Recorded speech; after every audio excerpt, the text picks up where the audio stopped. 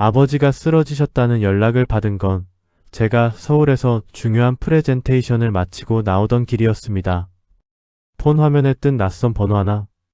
수신을 누르자마자 들려온 건 어머니의 목소리가 아니라 차분하고 낯선 여자의 목소리였습니다. 지금 아버님이 쓰러지셔서 응급실에 오셨어요. 저는 옆집 사는 사람인데요. 제가 먼저 발견해서 연락드렸습니다. 그 목소리는 놀랍도록 침착했습니다. 패닉 상태였던 저와는 달리. 나중에 알고 보니 그 사람은 아버지가 마당에서 갑자기 주저앉는 걸 창문 너머로 목격하고 119를 부르고 직접 같이 구급차에 탔다고 했습니다. 낯선 집 노인 곁에서 손을 잡고.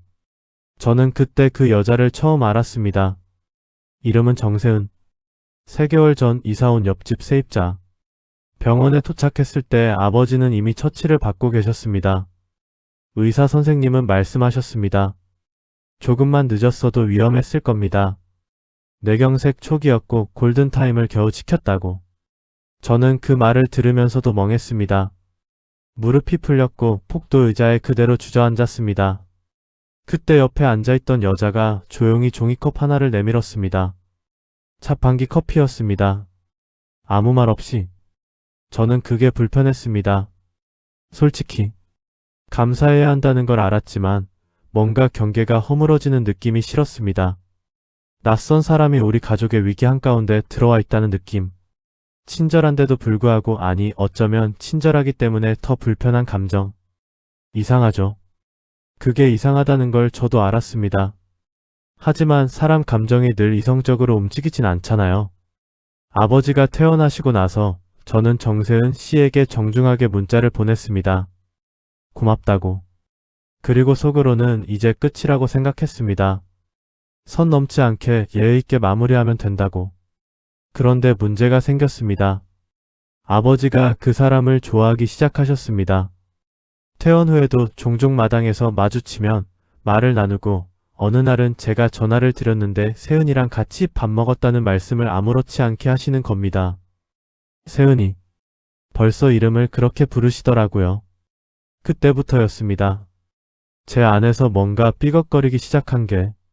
저는 당시 서울에서 일하고 있었고 아버지는 고향 집에서 혼자 사셨습니다. 어머니는 제가 중학생 때 돌아가셨거든요. 저는 자주 내려가지 못하면서도 내 아버지는 내가 챙겨야 한다는 생각을 강하게 가지고 있었습니다. 그 사람은 그 영역에 들어온 침입자 같았습니다. 그런 감정이 들었습니다. 이성적으론 말이 안 되지만. 결국 저는 어느 날 아버지께 말씀드렸습니다. 모르는 사람이랑 너무 친하게 지내시는 거 아니냐고. 세입자는 언제든 떠날 수 있는 사람이라고. 그 말 속에 담긴 진짜 의미를 지금은 압니다. 나는 그 여자를 내쫓고 싶었던 겁니다. 아버지 곁에서, 우리 집 근처에서. 아버지는 그날 한동안 말씀이 없으셨습니다. 그리고 조용히 말씀하셨습니다. 야, 그 사람이 아니었으면 나 지금 없었어. 저는 그 말에 아무 대꾸도 못했습니다. 그리고 전화를 끊고 나서 한참을 멍하니 앉아 있었습니다. 그 여자가 아버지를 살렸습니다. 그런데 나는 그 여자를 쫓아내려 했습니다. 내가 대체 무얼 두려워했던 걸까요? 저는 서울 시내 대형 병원 기획실장입니다. 나이는 38. 미혼. 병원 기획실이 어떤 곳인지 모르시는 분들이 많습니다. 간단히 말하면 병원이 돌아가게 만드는 숫자들을 책임지는 곳입니다. 병상 가동률, 외래 수익 구조, 인력 배치 효율, 신규 센터 사업성 검토. 누군가의 생명을 직접 다루는 자리는 아니지만 그 생명을 다루는 시스템이 유지되도록 만드는 자리입니다. 저는 그 일을 10년 넘게 해왔습니다. 제 세계는 단순했습니다. 숫자가 맞으면 옳은 것이고 숫자가 틀리면 고쳐야 하는 것. 감정은 판단을 흐리고 관계는 변수가 됩니다. 저는 그 변수들을 최소화하는 쪽으로 삶을 설계해왔습니다. 제가 특히 경멸했던 사람들이 있었습니다. 말하기 좀 불편하지만 솔직하게 적겠습니다. 책임 없이 아이를 낳은 사람들이었습니다. 병원 일을 하다 보면 그런 케이스를 간접적으로 접하게 됩니다. 미혼모 지원 제도 관련 행정처리, 양육비 미지급으로 인한 복지 연계 사례들. 숫자로 보면 그 사람들은 사회적 비용을 발생시키는 군집이었습니다. 저는 그걸 개인의 무책임이라고 단정했습니다. 나올 준비가 안 됐으면 낳지 말았어야지. 선택에는 결과가 따르는 법이고 결과를 감당 못하면 그건 구조의 문제가 아니라 개인의 실패라고. 지금 이 글을 쓰면서도 그때의 저를 떠올리면 좀 부끄럽습니다. 하지만 그게 진짜 제 생각이었습니다. 당시엔 그게 틀렸다는 걸 몰랐으니까요. 그 생각의 뿌리가 어디서 왔는지 지금은 압니다. 어머니가 돌아가시고 난 뒤 아버지는 저를 혼자 키우셨습니다. 공장일, 막노동, 경비일, 할 수 있는 건 다 하셨습니다. 저는 그걸 보고 자랐습니다. 그리고 속으로 다짐했습니다. 나는 저렇게 살지 않겠다고. 아버지가 고생하는 게 싫어서가 아니라 그 삶이 너무 불안정해 보여서. 예측할 수 없는 삶이 무서웠습니다. 그래서 저는 예측 가능한 것들만 붙잡았습니다. 성적, 스펙, 직위. 거기엔 감정이 끼어들 여지가 없었습니다. 저는 연애도 잘 못했습니다. 아니, 정확히는 잘 끊었습니다. 관계가 깊어질 것 같으면 먼저 정리했습니다. 상대가 저한테 감정적으로 의존하기 시작하면 그게 부담이 아니라 일종의 경보처럼 느껴졌습니다. 이 관계는 곧 비효율이 될 것이다. 그렇게 스스로 납득하고 정중하게 마무리했습니다. 몇 번 반복되고 나니 사람들이 저를 냉정한 사람이라고 했습니다. 저는 그걸 부정하지 않았습니다. 냉정함은 강점이라고 생각했으니까요. 그런 제가 가장 싫어하는 인간 유형이 있었습니다. 감정에 휘둘려 일을 그르치는 사람, 회의실에서 눈물을 보이는 사람, 개인 사정을 이유로 성과를 못 내는 사람, 관계 때문에 판단이 흐려지는 사람. 저는 그런 사람들을 인사평가에서 가차없이 낮게 봤습니다. 기획실장이 그러면 안 되는 거 아니냐고 물을 수도 있지만 저는 그게 공정하다고 믿었습니다. 감정은 결과에 기여하지 않으니까. 지금은 압니다. 그 믿음이 얼마나 협소한 세계관 위에 서 있었는지. 하지만 그때의 저는 몰랐습니다. 왜냐하면 제 방식이 실제로 잘 작동하고 있었거든요. 병원 수익 구조는 개선됐고 저는 최연소 기획실장이 됐고 아버지는 제가 보내드리는 생활비로 고향 집에서 안정적으로 사셨습니다. 제 방식이 옳다는 증거들이 계속 쌓였습니다. 그러니까 정세은 씨가 불편했던 건 단순한 경계심이 아니었습니다. 그 사람은 제가 만들어 놓은 세계에 맞지 않는 사람이었습니다. 아무 이해관계도 없는 옆집 노인을 위해 구급차에 같이 탄다. 아무 말 없이 자판기 커피를 내민다. 그 행동에는 어떤 계산도 없어 보였습니다. 그리고 그게 저를 불안하게 했습니다. 제가 이해하지 못하는 언어로 움직이는 사람이었으니까. 이해할 수 없는 것은 위험합니다. 적어도 제 세계에서는. 그게 제가 쫓아내려 했던 진짜 이유였습니다. 아버지가 퇴원하고 나서 열흘쯤 지났을 때였습니다. 상태가 다시 나빠지셨습니다. 뇌경색 후유증으로 왼쪽 팔 감각이 돌아오지 않았고 혼자 화장실을 가시는 것도 위태로웠습니다. 저는 서울에 있었고 아버지는 고향집에 혼자였습니다. 선택지는 두 가지였습니다. 제가 내려가거나 누군가를 구하거나. 저는 당시 병원 신규센터 사업 계획서 마감을 2주 앞두고 있었습니다. 빠질 수 없는 시기였습니다. 그렇다고 아버지를 그냥 둘 수는 없었습니다. 저는 간병인 소개를 알아보기 시작했습니다. 그리고 지인을 통해 한 사람을 소개받았습니다. 이름은 윤서. 나이는 32. 그리고 소개를 받자마자 들은 말 하나가 저를 잠깐 멈추게 했습니다. 아이가 하나 있어요. 6살. 일하러 갈 때 같이 데리고 다녀야 할 수도 있다고 하던데요. 저는 그 자리에서 바로 거절하려 했습니다. 간병이라는 건 집중과 책임의 일입니다. 환자 옆에서 아이를 챙기면서 제대로 할 수 있을 리가 없습니다. 그건 상식적인 판단이었습니다. 적어도 저는 그렇게 생각했습니다. 하지만 지인이 덧붙였습니다. 다른 데는 다 자리가 없대요. 이분은 경력도 있고 어르신들한테 평이 정말 좋아요. 저는 일단 만나보기로 했습니다. 결정은 직접 보고 하자고. 고향에 내려간 주말 오후 윤서 씨가 아버지 집으로 왔습니다. 현관문이 열리는 순간 저는 무의식적으로 그 사람 뒤를 봤습니다. 작은 아이 하나가 엄마 외투자락을 꼭 쥐고 서 있었습니다. 머리를 두 갈래로 묶고 눈이 컸습니다. 낯선 어른들이 있는 공간이 무서운지 안으로 들어오지 않고 문틀에 기대어 서 있었습니다. 저는 그 장면을 보면서 속으로 생각했습니다. 역시 안 되겠다고. 윤서 씨는 단정한 사람이었습니다. 말투도 조용했고 경력사항도 정리가 잘 돼 있었습니다. 노인 간병 경력 4년, 치매 환자 돌봄 경험, 응급처치 자격증. 서류만 보면 흠잡을 데가 없었습니다. 그런데 저는 계속 그 아이한테 신경이 쓰였습니다. 이야기를 나누는 내내 아이는 거실 한쪽에 조용히 앉아서 가져온 그림책을 보고 있었습니다. 어른들 대화에 끼어들지도 않았고 칭얼대지도 않았습니다. 그냥 조용히 제자리를 지키고 있었습니다. 그런데 묘하게도 그 얌전함이 저를 더 불편하게 만들었습니다. 저 아이는 이런 상황에 이미 익숙한 거구나. 엄마 따라 이 집 저 집 다니는 게 일상인 거구나. 그 생각이 들자마자 윤서 씨에 대한 판단이 굳어졌습니다. 저 아이한테 이런 생활을 하게 만드는 사람. 선택의 결과를 아이가 같이 짊어지게 만드는 사람. 저는 그게 무책임하다고 느꼈습니다. 면담이 끝나고 저는 윤서 씨를 배웅하면서 말했습니다.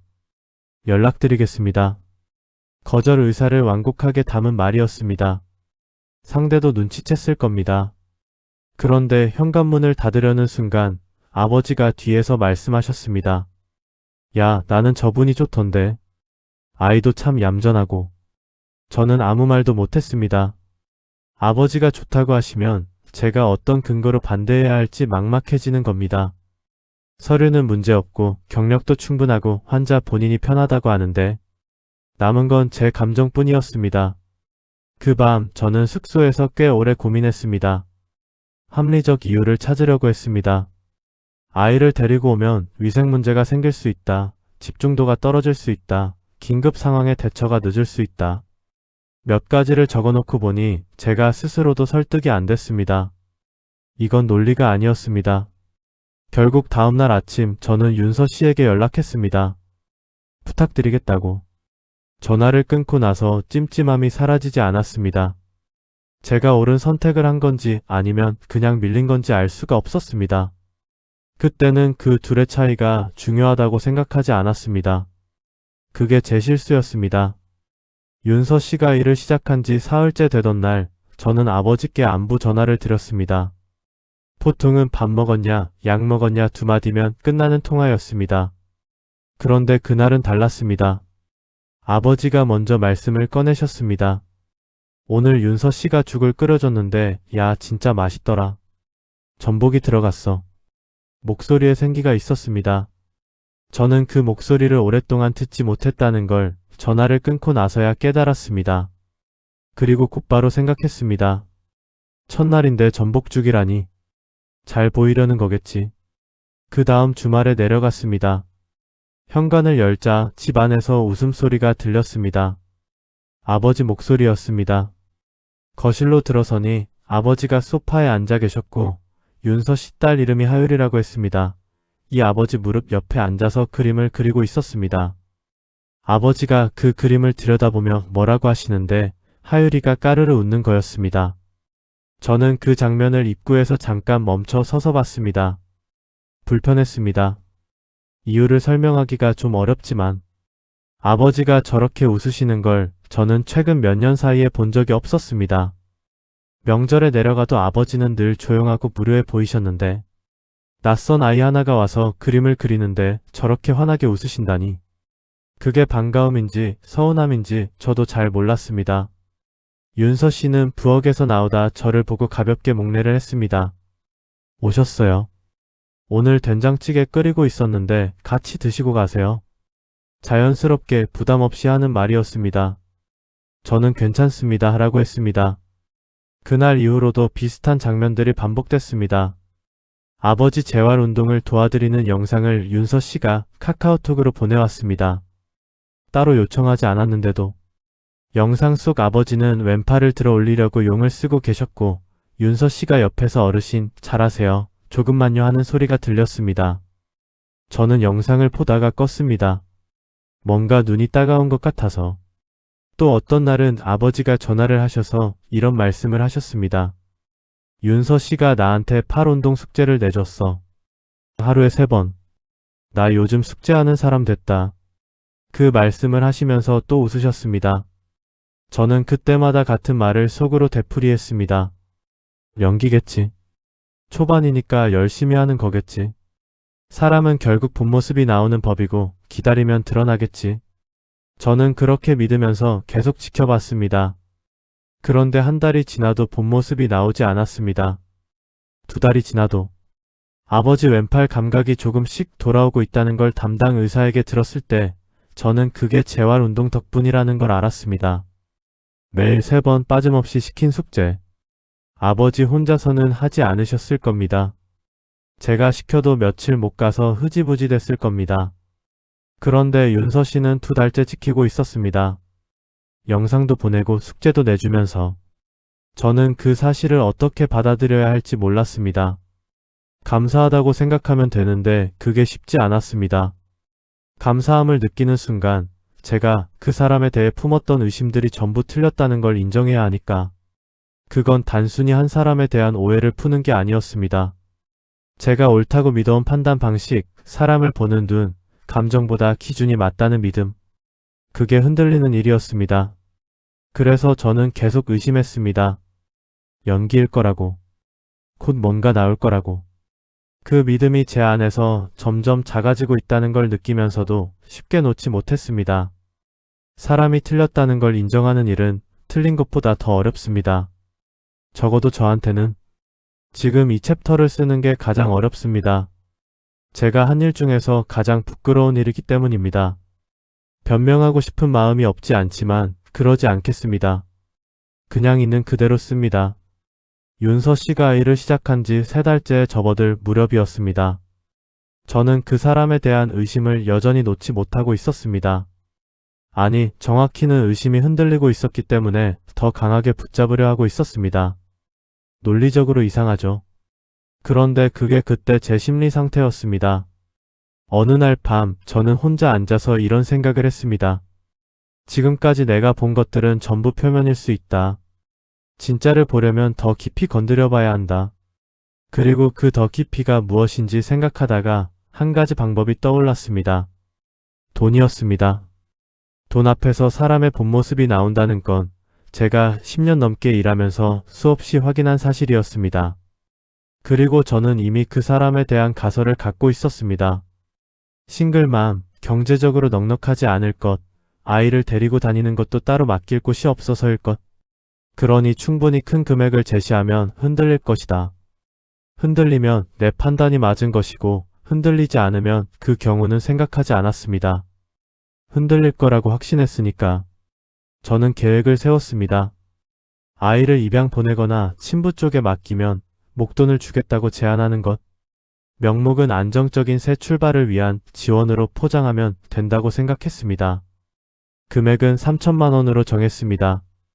저한테는 크지 않은 돈이었습니다.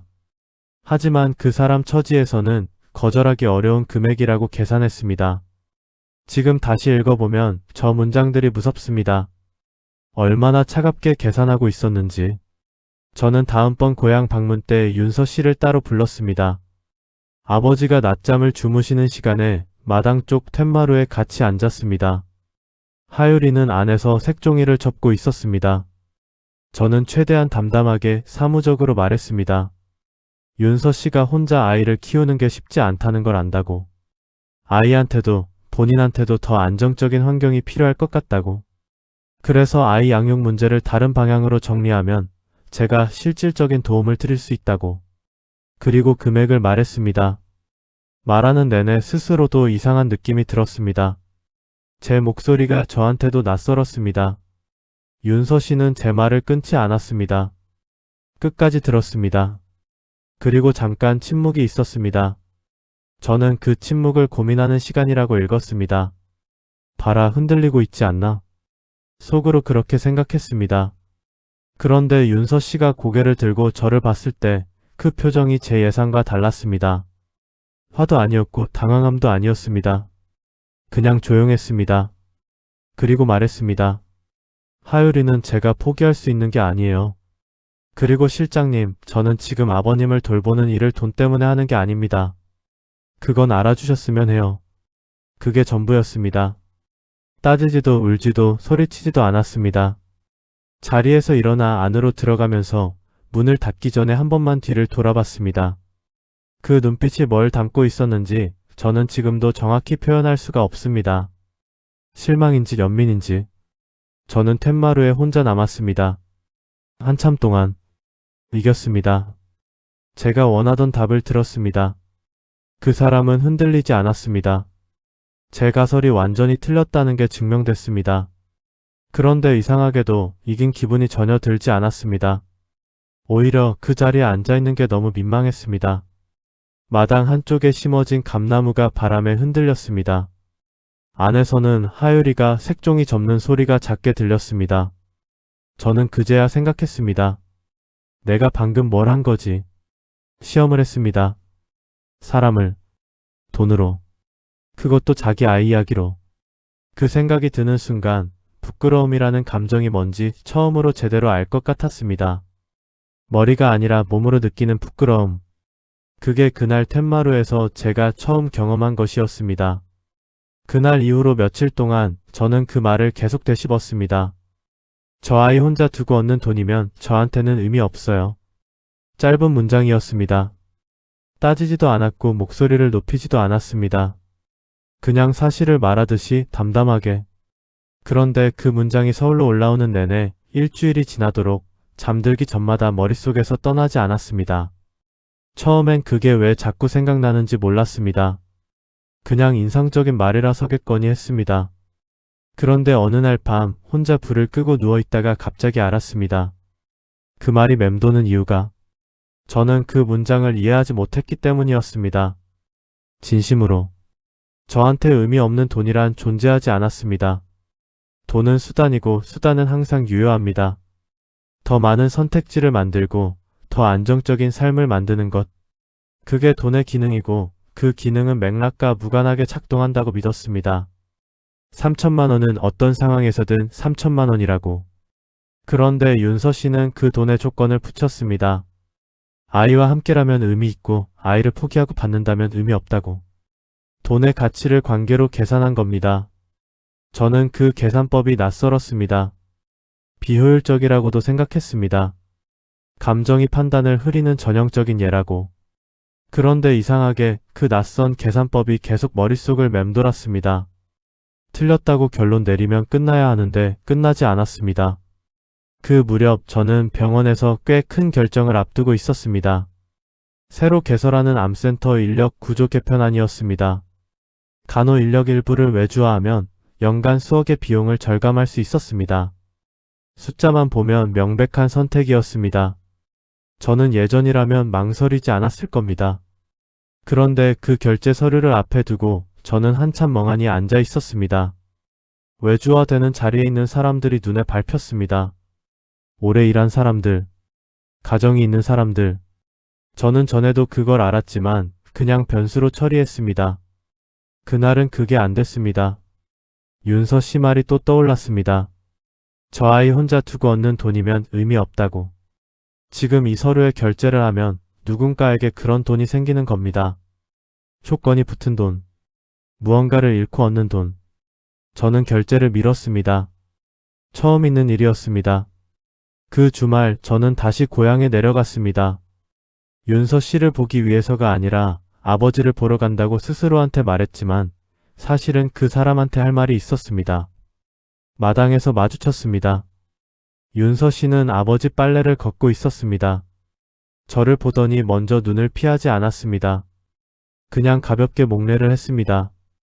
저는 그 태연함이 또 낯설었습니다. 저는 말했습니다. 지난번엔 제가 선을 넘었습니다. 죄송합니다. 그게 전부였습니다. 사과를 길게 늘어놓는 건 오히려 상대를 불편하게 만든다는 걸 일을 하면서 배운 것 중 하나였습니다. 윤서 씨는 잠깐 저를 봤습니다. 그리고 말했습니다. 괜찮아요. 저도 실장님이 왜 그러셨는지 알 것 같았어요.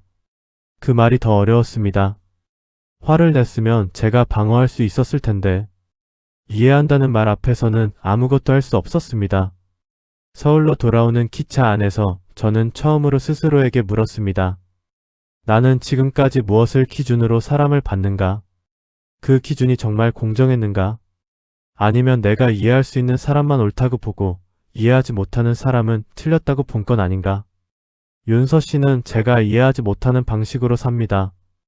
계산이 안 맞아도 포기하지 않는 것들이 있고 손해를 보더라도 지키는 것들이 있습니다. 저는 그걸 비효율이라고 불렀습니다. 그런데 어쩌면 그게 제가 10년 동안 놓치고 살아온 것이었는지도 모르겠다는 생각이 들었습니다. 창밖으로 어두운 들판이 지나갔습니다. 저는 한참 그걸 바라보다가 병원 결제 서류를 다시 검토해보기로 마음먹었습니다. 숫자 말고 다른 것도 같이 보면서 작은 선택이었습니다. 하지만 저한테는 꽤 다른 방향으로 내딛는 첫걸음이었습니다. 그날은 제가 고향에 내려와 아버지 집에서 하룻밤을 묵는 날이었습니다. 늦게까지 일을 하다가 자정이 넘어 노트북을 닫으려는데 아버지 방 CCTV 화면이 눈에 들어왔습니다. 아버지가 혼자 계실 때를 대비해서 제가 직접 달아둔 것이었습니다. 평소엔 확인할 일이 없었습니다. 그런데 그날 밤은 마당 쪽 카메라 화면에 불빛이 보였습니다. 윤서 씨였습니다. 아버지는 이미 주무시고 계셨고 윤서 씨가 혼자 툇마루에 앉아 있었습니다. 저는 처음엔 그냥 밖에서 바람을 쐬는 줄 알았습니다. 그런데 화면을 잠깐 더 보다가 멈췄습니다. 그 사람이 울고 있었습니다. 소리는 들리지 않았습니다. 화면 속에서 그냥 조용히 손으로 입을 막고 무릎을 끌어안고 앉아서 몸이 가끔 작게 흔들렸습니다. 저는 그 장면을 보면서 노트북을 닫지 못했습니다. 닫으면 안 될 것 같았습니다. 이유는 모르겠습니다만 얼마나 지났을까? 윤서 씨가 눈물을 닦고 일어났습니다. 안으로 들어가면서 잠깐 하늘을 올려다봤습니다. 그 얼굴이 화면에 짧게 잡혔습니다. 무너진 것도 버티는 것도 아닌 그냥 어떤 얼굴이었습니다. 이름 붙이기 어려운 표정. 저는 그날 밤 한참을 잠들지 못했습니다. 다음날 아침 아버지와 둘이 밥을 먹다가 제가 물었습니다. 무심한 척 꺼냈지만 사실은 전날 밤부터 생각해둔 질문이었습니다. 아버지, 윤서 씨 얘기 들은 거 있어요? 개인 사정 같은 거. 아버지가 숟가락을 내려놓으셨습니다. 그리고 저를 한번 보셨습니다. 뭔가를 가늠하는 눈빛으로. 걔가 직접 말 안 한 거 나도 함부로 얘기하면 안 되는데. 그렇게 말씀하시고 잠깐 멈추셨다가 천천히 이어가셨습니다. 하율이가 걔 아이가 아니야. 동생 아이야. 동생 부부가 2년 전에 사고로 둘 다 갔어. 그래서 걔가 데려다 키우고 있는 거래. 저는 밥상 앞에서 아무 말도 못했습니다. 동생 부부가 사고로 떠났다. 하율이는 그 아이. 윤서 씨가 데려다 키우고 있다. 짧은 문장들이 머릿속에서 천천히 자리를 잡았습니다. 그리고 그 문장들이 자리를 잡으면서 그동안 제가 가졌던 장면들이 하나씩 다시 보였습니다. 처음 현관에서 봤을 때 엄마 외투 자락을 꼭 쥐고 서 있던 하율이. 그 아이는 2살 때 부모를 잃었을 겁니다. 세상에서 가장 익숙했던 두 사람이 갑자기 사라진 뒤 이모의 옷자락을 붙잡고 낯선 집들을 따라다녔던 겁니다. 거실 한쪽에서 혼자 조용히 그림책을 보던 모습. 저는 그걸 이미 이런 상황에 익숙한 아이라고 읽었습니다. 어른들 눈치를 볼 줄 아는 아이. 떼쓰면 안 된다는 걸 아는 아이. 그 조용함이 제 눈엔 윤서 씨의 무책임함을 증명하는 것처럼 보였습니다. 얼마나 틀렸던 건지. 그리고 5챕터에서 제가 한 일이 다시 떠올랐습니다. 아이를 포기하면 3천만 원을 주겠다고 했습니다. 동생을 잃고 그 아이를 데려다 키우고 있는 사람한테. 저는 그 말을 했습니다. 그 자리에서 그 사람 눈앞에서. 툇마루에서 윤서 씨가 혼자 울던 이유가 그제야 짐작이 됐습니다. 아버지가 조용히 말씀하셨습니다. 걔가 하율이 데리고 일하러 다니는 거 방법이 없어서가 아니야. 하율이를 혼자 두기 싫어서래. 그 나이 아이가 집에서 혼자 있으면 안 된다고. 자기가 눈에 보이는데 두고 싶다고. 저는 그 말을 듣고 창밖을 봤습니다. 마당에 감나무가 있었습니다. 바람이 없는데도 잎이 조금 흔들렸습니다. 별 의미 없는 장면인데 그게 눈에 박혔습니다. 한참 동안 저는 지금까지 윤서 씨를 책임없이 아이를 데리고 다니는 사람으로 봤습니다. 제가 경멸했던 바로 그 유형으로. 그런데 실제로 그 사람은 세상에서 가장 책임지기 어려운 것을 책임지고 있었습니다. 떠난 사람의 몫까지. 제 세계에서 감정은 항상 비효율이었습니다. 그런데 윤서 씨가 하율이 곁에 있는 건 효율로 설명이 되지 않습니다. 손해를 감수하고 지키는 것. 계산이 안 맞아도 놓지 않는 것. 저는 그걸 이해하지 못한다고 생각했는데 어쩌면 이해하지 못한 게 아니라 애써 이해하지 않으려 했던 건지도 모릅니다. 아버지가 밥을 드시기 시작했습니다. 저는 한동안 숟가락을 들지 못했습니다. 깨달음이라는 게 드라마처럼 오지 않더라고요. 번개처럼 내리꽂히거나 음악이 깔리거나 눈물이 쏟아지거나 그런 게 아니었습니다. 그냥 밥상 앞에 앉아서 숟가락을 들지 못한 채 아버지가 국 드시는 소리를 멍하니 듣고 있었습니다. 그게 전부였습니다. 그런데 그 순간 무언가가 조용히 무너졌습니다. 소리도 없이. 저는 틀렸습니다. 그 문장을 속으로 말하는데 오래 걸렸습니다. 이상하죠? 이미 여러 번 느꼈던 건데 4챕터에서도 5챕터에서도 6챕터에서도 그런데 느끼는 것과 인정하는 것 사이에는 생각보다 넓은 강이 있었습니다. 저는 그 강가에 오래 서 있다가 그날 아침에야 겨우 건넌 것 같습니다. 제가 틀린 것들을 하나씩 짚어보려 합니다. 정리하듯이 쓰는 게 아니라 진짜로 그날 아침에 앉아서 생각한 순서대로. 첫 번째, 저는 윤서 씨를 책임없이 아이를 데리고 다니는 사람으로 봤습니다. 처음 만나는 순간부터 그 프레임을 씌웠습니다. 아이가 있다는 말을 듣자마자 서류도 보기 전에 그 사람이 말 한마디 하기 전에 저는 이미 결론을 내려놓고 사람을 만났습니다. 그걸 판단이라고 불렀는데 사실은 판단이 아니었습니다. 편견이었습니다. 판단은 보고 나서 내리는 것이고 편견은 보기 전에 이미 내려진 것입니다. 저는 10년 동안 그 둘을 구분하지 못하고 살았습니다. 두 번째, 저는 돈으로 사람을 시험했습니다. 그것도 가장 건드리면 안 되는 자리를 건드렸습니다. 아이. 그것도 동생을 잃고 데려다 키우는 아이. 저는 그 사실을 모른 채 제안을 했지만 몰랐다는 것이 면죄부가 되지는 않습니다. 왜냐하면 알았어도 비슷한 제안을 했을 거라는 걸 저 자신이 알기 때문입니다. 저는 그 사람의 사정을 알아보려는 노력을 단 한 번도 하지 않았습니다. 그냥 제 가설에 맞는 답을 끌어내려 했을 뿐입니다. 세 번째, 저는 감정을 비효율이라고 불렀습니다. 그런데 윤서 씨가 하율이 곁에 있는 건 감정입니다. 계산이 아닙니다. 손해가 나더라도 지키는 것. 설명이 안 되더라도 놓지 않는 것. 저는 그걸 오랫동안 약함이라고 봤습니다. 그런데 그날 아침 처음으로 반대로 생각해 봤습니다. 그게 약함이 아니라면?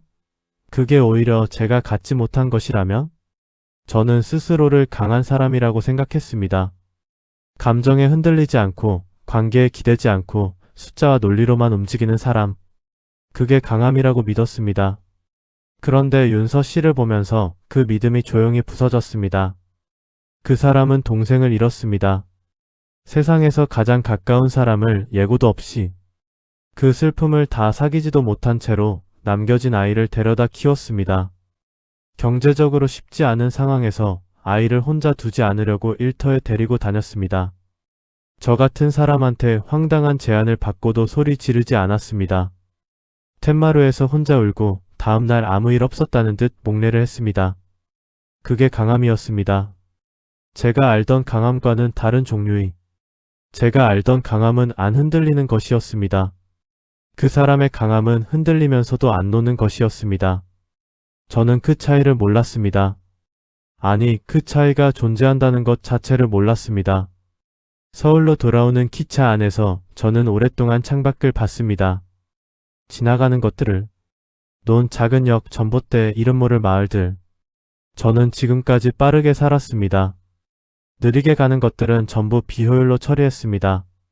그런데 그날따라 창밖이 느리게 보였습니다.